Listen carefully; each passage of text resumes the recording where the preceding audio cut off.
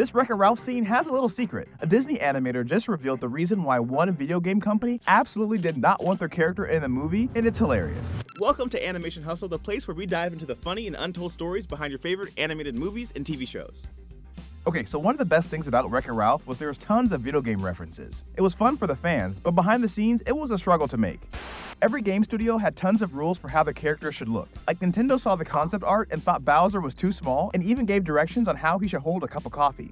And then for this scene, they forgot to animate Sonic's rings and Sega made him fix it. But one studio did not like how Disney was using their character. So remember this scene where Ralph goes through the box and finds a bunch of different video game items? Or she finds this, and then this, and then this. But these weren't the first options. They actually wanted to include another popular game, but the studio turned him down for one hilarious reason. You know, they were trying to figure out what would be great for that. He pulls something out and he throws it away. They were going to come up with the Triforce. They didn't give us the rights to use that. Then we figured, oh, what about Angry Birds? You know, he pulls out an Angry Bird. What is that? And he throws it and it explodes. And Angry Bird said yes.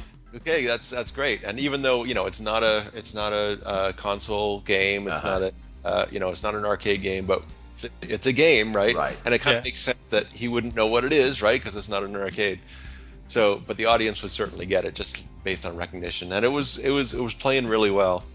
And then Angry Birds people saw it in context, and they said, "We don't want one of our Angry Birds in a box with Zangief's underwear."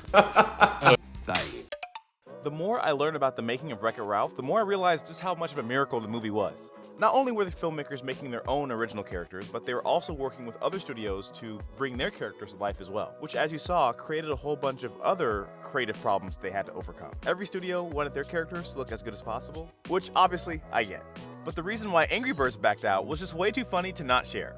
I hope you enjoyed this video. Check below for links to the full interview, and watch this video if you want to see this moment from The Incredibles in a brand new way.